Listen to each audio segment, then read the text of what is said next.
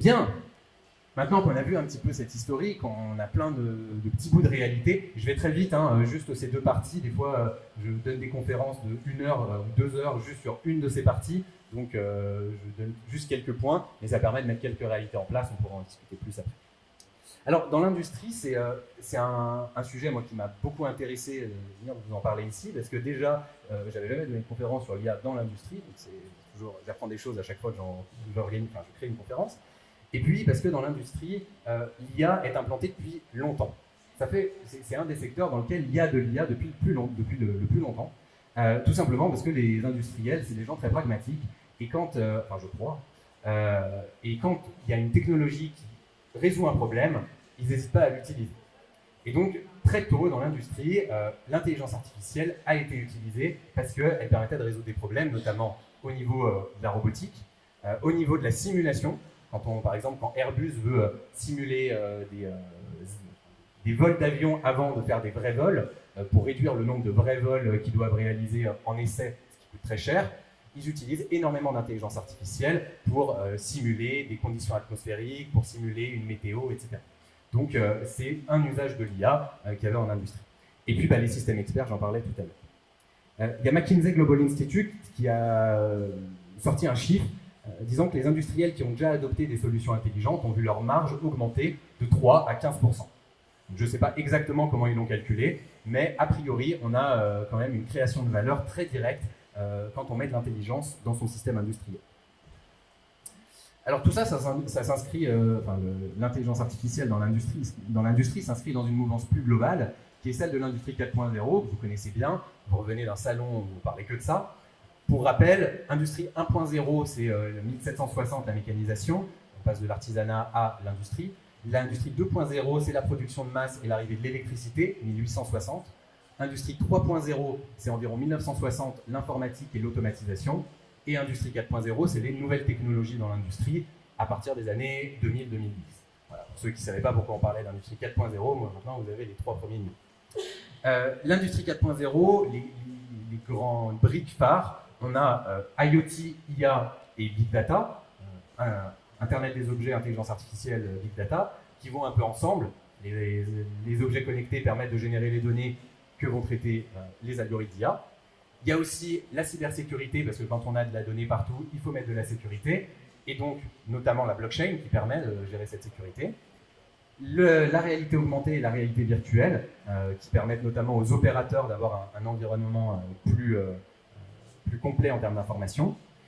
Et puis l'impression 3D qui permet de faire, on en reparlera après, du sur-mesure de masse, ce qui est un vieux rêve d'industriel, je crois. Il y a aussi les énergies alternatives qui rentrent dans l'industrie 4.0, et je pense qu'il ne faut pas l'oublier, on est aussi à une transition écologique. Bien, entrons dans le concret. Alors je vais vous donner quelques grands champs d'application et je donnerai à chaque fois des exemples d'industriels et comment ils ont géré l'intégration de l'intelligence artificielle chez eux. Donc le premier grand champ d'application, qui est le premier auquel on pense quand on pense IA dans l'industrie, c'est pour monitorer les systèmes complexes. Alors un système complexe, c'est un système qui a beaucoup d'agents, qui interagissent entre eux et qui interagissent avec l'extérieur, en tout cas la plupart du temps. Donc un système industriel, c'est la plupart du temps un système complexe. Il y a plein de machines qui interagissent entre elles, il y a plein d'humains qui interagissent avec ces machines, et en plus, ça interagit avec des conditions extérieures qui ajoutent un degré de complexité. On n'est pas dans un environnement simulé, on est dans un environnement réel. Donc, pour gérer ce type d'environnement que l'être humain va avoir du mal à penser, les algorithmes d'IA sont très pertinents. Ils vont permettre de gérer ce qu'on appelle des analytics. Et l'industrie 4.0, l'industrie de demain, a vraiment cette notion d'analytics au cœur de ces systèmes industriels. Un analytics, c'est comme un indicateur, mais c'est un indicateur qui est intelligent et qui a été généré par des algorithmes qui peuvent vous dire comment l'interpréter. C'est un chiffre qui est vraiment directement lié à la prise de décision. Il vous permet directement de prendre une décision.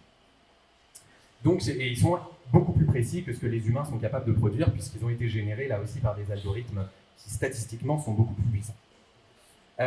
Donc, comme je le disais, ça permet d'optimiser et de planifier quand on monitore les systèmes complexes. On va avoir des dashboards avec des analytics qui nous permettent, désolé pour tous les anglicismes, hein, malheureusement dans les mondes des nouvelles technologies, on n'a que ça, donc des dashboards, des tableaux de contrôle avec des analytics, des indicateurs intelligents qui vont permettre de savoir quand est-ce qu'on peut améliorer une chaîne de production, quand est-ce qu'on peut améliorer un flux, ne serait-ce qu'un flux d'énergie électrique. On verra un exemple juste après avec EDF là-dessus. Et puis ça permet de faire de la planification. On va voir un exemple tout de suite avec Fieldbox. Alors Fieldbox, c'est une boîte qui fait de l'intelligence artificielle spécifiquement pour les industriels. Et ils ont travaillé avec le groupe Aéroport de Paris pour toute la chaîne logistique des bagages. Donc ils ont créé des algorithmes qui anticipent le flux de bagages grâce au flux de données qui viennent des systèmes de réservation de billets. Et ils vont anticiper à 1 mois le flux de bagages. Et grâce à cette anticipation, l'algorithme va proposer des optimisations de la chaîne logistique depuis l'arrivée du bagage jusqu'à la mise en soute. Et du coup, chaque semaine, les opérateurs qui gèrent la chaîne logistique de bagages adaptent leur façon de faire et ils ont un algorithme qui leur propose ces adaptations automatiquement. Donc là, on a une vraie intelligence qui non seulement va chercher les analytics, mais en plus propose des adaptations directement en fonction de ces analytics qui ont simplement à être validées ou non par les humains. Et ça permet évidemment d'éviter les énormes rushs qu'il peut y avoir et qui mettent les moments où il y a vraiment beaucoup de bagages et qui peuvent mettre les opérateurs justement en situation de stress. Ça permet d'éviter un certain nombre de pertes de bagages qui en termes d'expérience client est pas mal. Et puis ça permet tout simplement de réduire un peu les coûts, notamment au niveau énergétique, au niveau du personnel qu'il y a pour faire tourner cette chaîne logistique, etc. Alors, moi, j'ai aussi, pour vous donner un autre exemple, je travaillais avec un client dans le plastique alimentaire qui, lui, avait mis en place des systèmes intelligents pour simplement gérer toutes les conditions atmosphériques de son usine, parce que le plastique alimentaire, ça répond à des normes très précises, et il suffit qu'il y ait quelques degrés en plus ou en moins pour qu'il ne passe plus dans l'atmosphère générale de l'industrie, pour que le plastique ne passe plus les normes et qu'il puisse avoir des degrés de toxicité. Donc il avait besoin d'avoir une gestion de l'atmosphère extrêmement précise, et pour réguler ça en temps réel de façon automatisée, il a utilisé des algorithmes d'intelligence artificielle qui ont appris en fonction des données qu'il avait dans le passé il a donné à l'algorithme les données de l'atmosphère de l'industrie, les données du nombre d'emballages alimentaires qui avaient des défauts. L'algorithme a appris les conditions atmosphériques qui étaient optimales pour un emballage alimentaire qui sort de la chaîne de production et qui n'est pas jeté, et il a automatiquement appris à gérer tous les systèmes de l'industrie pour adapter l'atmosphère. Donc c'est un usage aussi que j'ai trouvé très intéressant quand il me l'a raconté. Alors un exemple, donc ce monitoring des systèmes complexes, c'est tout un chantier, c'est très vaste. Ça demande en plus de repenser pas uniquement l'aspect technologique, mais la chaîne organisationnelle qu'il y a autour. Et je vais vous le démontrer un petit peu avec cet exemple qui fait partie du monitoring des systèmes complexes, mais qui est un cas un peu plus précis. La maintenance prédictive. Donc pendant longtemps, on a fait de la maintenance curative et préventive. Curative, c'est il y a une faille, on répare, mais du coup il y a des délais avant qu'on puisse remettre une nouvelle pièce, et donc il y a des arrêts dans la chaîne de production. La maintenance préventive, c'est je sais que j'ai une pièce qui doit être changée en moyenne tous les 3 ans, donc je vais la changer au bout de 2 ans et 11 mois pour être sûr qu'elle ne tombe pas en panne et éviter les arrêts. Par contre, ça a des coûts parce que peut-être qu'elle aurait tenu 4 ans et que j'aurais pu la garder plus longtemps, cette pièce. Donc ça augmente les coûts. La maintenance prédictive, c'est un peu le meilleur des deux mondes, c'est pour éviter ces problèmes. C'est justement de faire ce que je disais tout à l'heure, de regarder un peu l'avenir. De prédire l'avenir en regardant le passé. On va regarder dans le passé quand est-ce qu'il y a eu des failles, quand est-ce qu'il y a eu des failles sur des machines, et on va analyser le flux de données avant qu'il y ait eu la faille. On va essayer de repérer des régularités dans ce flux de données, et ensuite, quand ces régularités vont apparaître de nouveau dans les données de la machine qu'on étudie, on va pouvoir prédire qu'il y a de grandes chances, il y a une forte probabilité que la faille arrive de nouveau. Donc c'est du prédictif. On regarde le passé, et en fonction des régularités dans le passé, on prédit l'avenir. C'est comme la météo. La maintenance prédictive, ça a, je pense, un intérêt direct pour les industriels, c'est que dans tout système industriel, il y a un endroit des failles, et dans tout système industriel, on peut mettre de la maintenance prédictive assez simplement. C'est pas là que c'est le plus lourd à mettre en œuvre, la plupart du temps. Il y a juste un problème, c'est que s'il est question de changer des pièces, il faut, comme je disais, avoir la chaîne organisationnelle qui suit, puisque si on sait que dans 3 jours, il va y avoir une pièce qui va tomber en panne, et qu'on a ce niveau de granularité-là, mais qu'il nous faut 3 mois pour être réapprovisionné, ça sert à rien. Donc il faut avoir la capacité à être très agile, à être très réactif, à être très rapide dans sa chaîne organisationnelle pour pouvoir aller aussi vite que les algorithmes. Et ça va plus souvent être ça, la problématique de mise en œuvre, que la problématique technologique. Donc quand on veut mettre en place dans son système industriel de l'IA, il faut souvent se poser des questions au niveau organisationnel aussi. Un exemple de prédiction de panne, c'est Total. Total, qui est une des entreprises françaises industrielles les plus avancées sur l'industrie 4.0. Ils font d'énormes efforts. Alors, bon, ils ont les moyens, mais en tout cas, ils font des gros efforts dans ce domaine-là. Donc, ils ont des pompes offshore, des pompes de pétrole, et ils ont voulu, ils savent que quand ils doivent changer une pièce, ils sont obligés d'arrêter toute la pompe, et 1 ou 2 heures d'arrêt d'une pompe, c'est des millions d'euros de pertes. Donc, ça leur posait un peu souci. Ils se disaient, il y a peut-être un manque à gagner.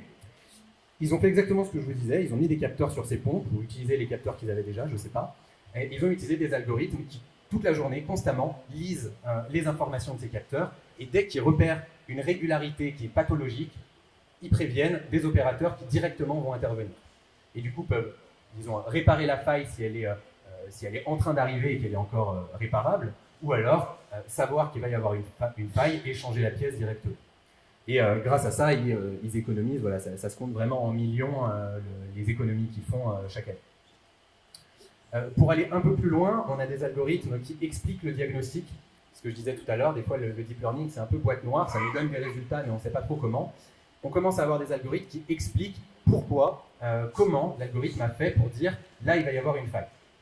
Il nous dit j'ai repéré dans les données que le flux énergétique avait tendance à être plus saccadé, avoir une faille ou des choses comme ça, je dis n'importe quoi, mais ça peut être de ce type.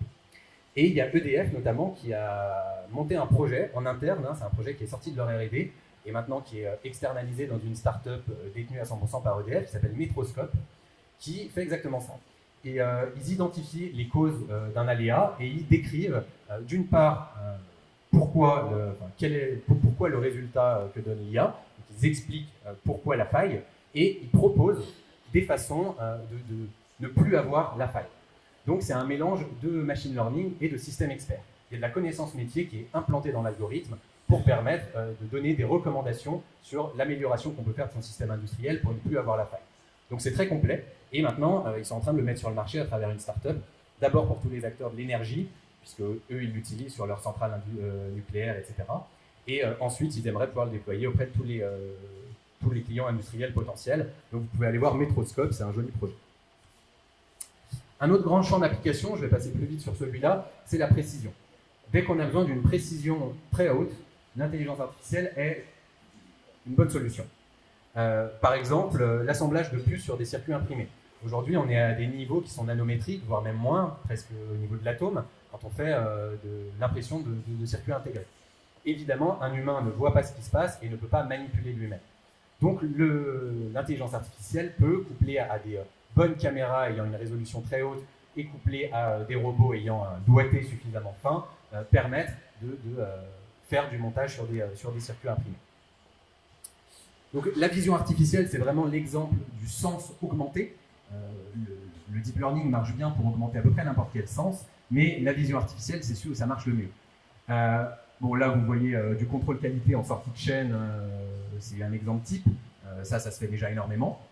Et alors Foxconn fait ça, ils font ça, je crois, justement sur leur carte électronique, mais en sortie de bain de soudure pour voir si elles ont été bien montées. Diplomatique, c'est une start-up qui au début voulait se lancer en B2C. Ils voulaient faire de l'intelligence artificielle de reconnaissance d'image pour faire le Shazam de l'image. Donc Shazam, c'est une application de musique, vous entendez une musique dans un bar, vous la lancez et ça reconnaît la musique, ça reconnaît là aussi des régularités dans le flux sonore et ça vous dit quelle est la musique. Ils voulaient faire pareil avec des images pour permettre de reconnaître les stars que vous voyez dans la rue ou dans un film quand vous ne savez pas qui c'est. Ils se sont plantés, ça n'a pas marché, et ils ont pivoté au dernier moment grâce, je crois, à Valeo, qui leur a proposé un contrat pour faire de la vision artificielle au niveau industriel. Et du coup, maintenant, ils en ont fait notamment avec Oscaro. Le cas que j'ai, c'est celui d'Oscaro, qui est intéressant. Eux, c'est pour les fiches produits.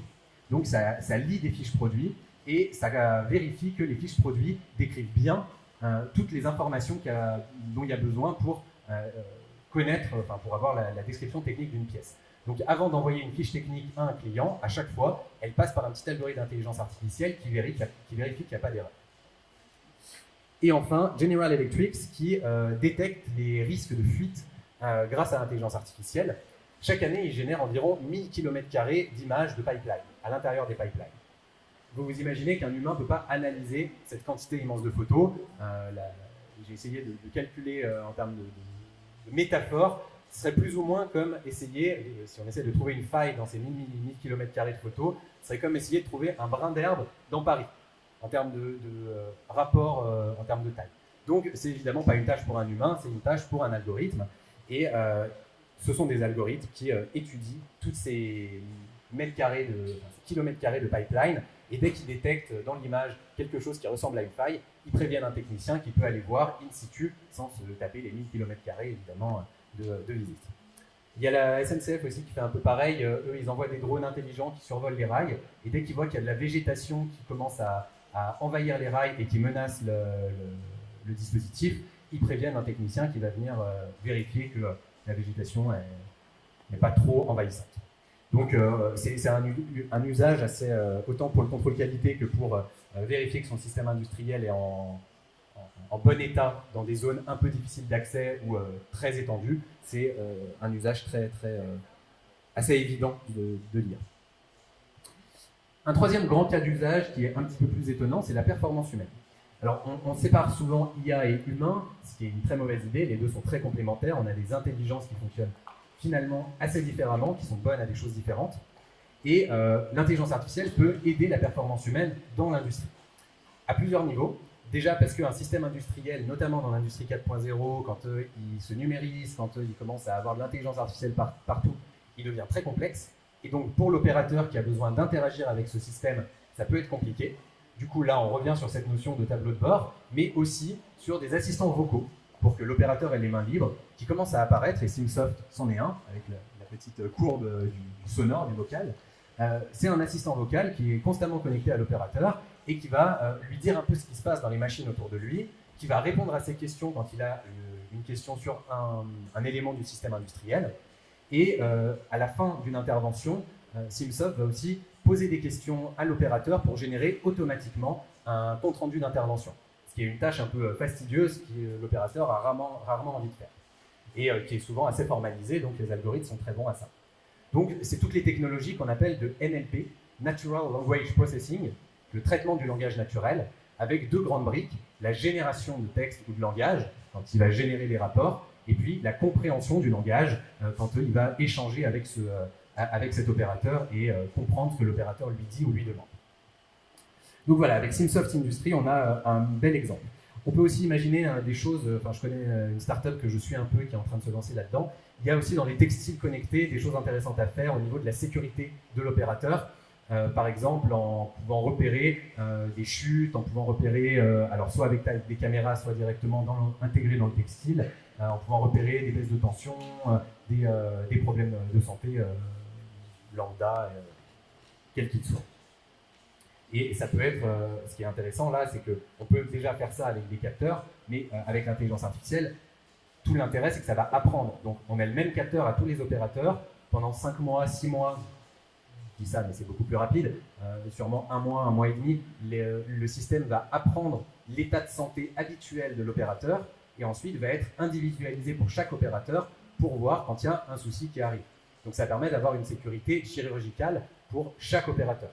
C'est là la grande différence avec des capteurs classiques et avec, par exemple, un capteur qui, comment ça s'appelle déjà, je vais perdre le nom au bout de la langue, qui permet simplement de savoir quand il y a une chute.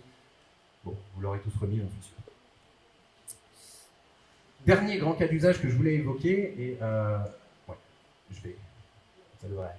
je vais essayer de faire vite, mais ce dernier cas d'usage qui est beaucoup plus transversal que l'industrie, mais qui en fait a un impact sur l'industrie extrêmement profond, va peut-être un peu plus vous étonner. Ça, on en parle beaucoup moins quand on lit IA et industrie.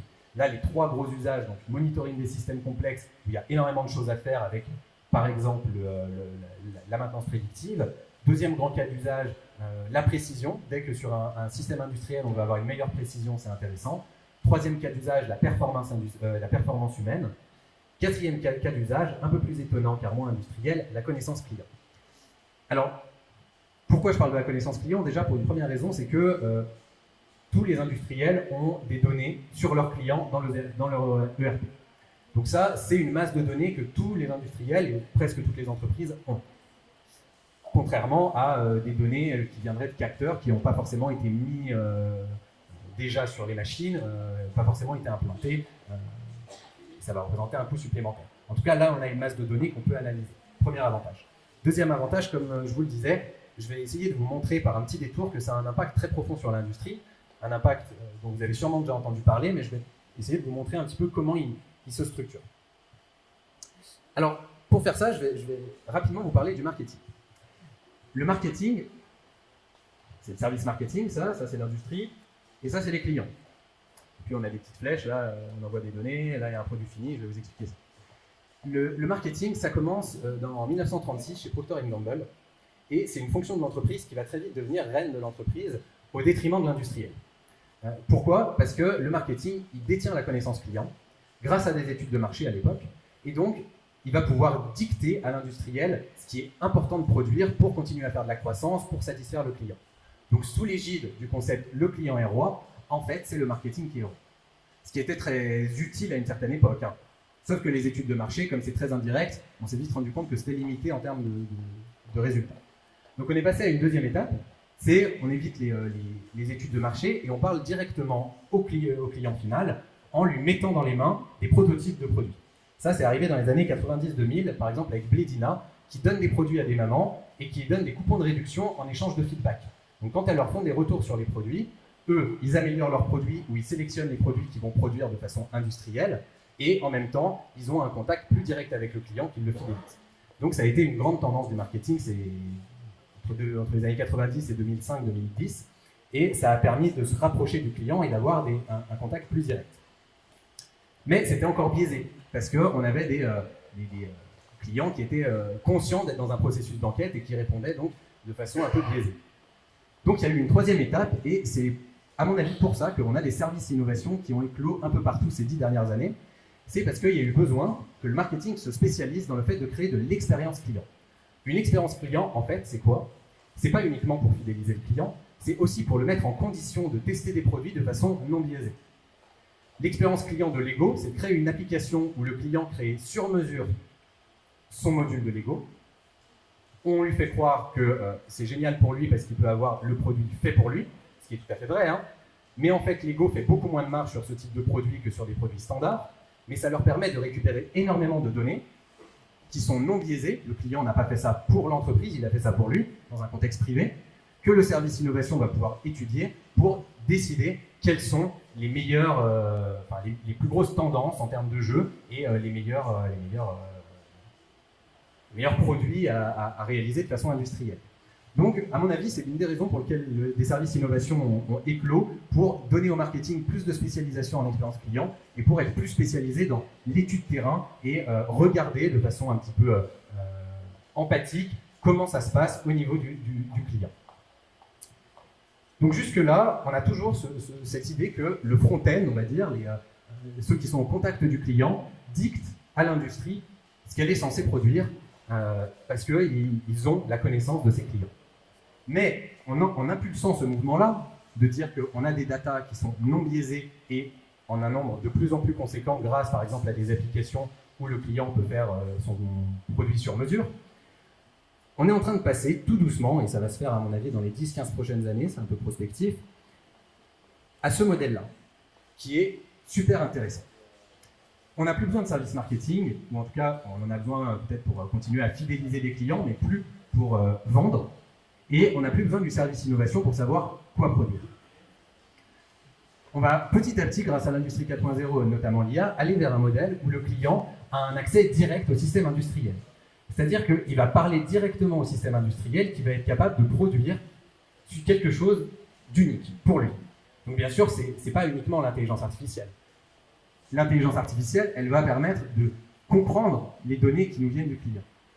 L'industrie, elle va être suffisamment modulaire grâce, par exemple, à l'imprimante 3D pour produire, comme je le disais tout à l'heure, ce qu'on appelle du sur-mesure de masse.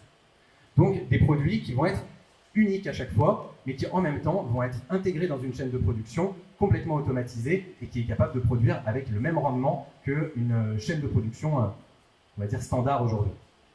Donc ça, je trouve super intéressant parce qu'on a vraiment cette notion du client qui est roi, enfin, et on a un système industriel qui revient au cœur de la chaîne alors que ça aurait toujours dû être lui d'une certaine façon, c'est le système industriel qui produit la valeur, et le marketing, le service innovation, tous ces services-là qui redeviennent des fonctions support du système industriel. Donc je pense que à travers cet exemple de la connaissance client, on voit qu'on est dans une transformation, à mon avis, profonde des organisations, évidemment humaine, on en parle tout le temps, évidemment digitale, on en parle tout le temps, mais aussi organisationnelle, avec une industrie qui revient au cœur de l'entreprise, avec des fonctions qui redeviennent des vraies fonctions support, et pas des fonctions tampons qui vraiment vont être celles qui finalement sont reines et au contact du client. Alors bon, ça c'est rare, hein, les industries comme ça. Amazon donne un peu le là sur certains de leurs entrepôts, mais c'est que le début. En tout cas, on va de plus en plus vers cette tendance-là. Et donc, pour commencer avec l'IA dans la connaissance client, pour se préparer un peu à ce nouveau paradigme qui va être autant industriel qu'organisationnel, on peut revenir à cette étape et à travers une bonne analyse, soit dans le service d'innovation, soit ailleurs, des données qui arrivent, on peut déjà améliorer son catalogue produit, savoir quelles sont les tendances de son marché, etc. Ça marche en B2C, mais en B2B aussi. On peut, donc là on est plutôt dans l'étape 3, on peut aussi prévoir les achats. Comme je le disais tout à l'heure, on peut regarder un peu le passé pour lire l'avenir, un peu comme ils font à l'aéroport de Paris. Donc on peut un peu prévoir les stocks, pour prévoir les achats pour optimiser ces stocks et avancer vers un flux tendu de plus en plus optimal, ce qui est aussi le principe de ce modèle-là, un flux tendu parfait. Et puis on peut améliorer son canal de vente pour déclencher l'achat, mais là justement c'est plutôt aujourd'hui le service marketing qui se charge de ce genre de choses. En tout cas, utiliser les données de sa connaissance client, je pense que c'est un bon moyen de commencer avec l'IA, parce que ça ne demande pas toute la réinvention organisationnelle qui est celle du système industriel si on veut y mettre de l'IA, et en même temps ça prépare une réinvention organisationnelle qui est en train d'arriver, celle de la réintégration de l'industrie au cœur de l'entreprise. Et enfin, je finirai avec juste quelques petites pistes, des usages un peu plus alternatifs de l'IA. Alors, DataPred, ils regardent les marchés financiers pour aider les industriels à acheter des matières premières au meilleur prix. Donc, par exemple, ils travaillent avec je crois qu'il est japonais, oui, avec un gros industriel japonais qui achète pour 200 millions de dollars d'acier par an. C'est là aussi une grosse somme. Et ils ont mouliné 150 indicateurs, paramètres, pour analyser des marchés financiers et sortir des plans d'achat de matières premières d'acier sur, je crois, 2 mois. Et l'algorithme, il est même capable de faire lui-même, d'effectuer lui-même la stratégie d'achat. Aujourd'hui, je crois que le client souhaite encore qu'il y ait un contrôle qui soit réalisé avec des humains en bout de chaîne. Ce qui peut être compréhensible quand on parle de ces sommes-là. En tout cas, le chiffre annoncé, c'est 10 millions d'économies par an depuis qu'ils ont mis en place ce système. Donc c'est quand même 5% en entrée de chaîne, 5% de coûts en moins au niveau juste des matières premières. Ça laisse à penser que si on a une réflexion sur l'ensemble de la chaîne, on peut vraiment faire des économies très fortes. Alors, ce petit icône, c'est pour représenter les chatbots. Vous avez peut-être déjà entendu parler des chatbots, ces petits algorithmes qui permettent notamment de faire de la relation client. Si vous voulez acheter un billet sur la SNCF, maintenant vous pouvez parler à un petit chatbot pour lui demander de réserver lui-même votre billet. Donc ça permet d'améliorer un peu, dans un peu plus émotionnel, la relation client. C'est pas du tout spécifique à l'industrie, mais toutes les entreprises peuvent, à un moment ou à un autre, imaginer utiliser ce genre de technologie, plus ou moins aboutie. C'est assez simple à mettre en œuvre si on veut un truc un peu simpliste. On peut aller très loin dans les chatbots. Après, c'est à chacun d'évaluer la pertinence vis-à-vis de ses clients de mettre en place ce genre de choses.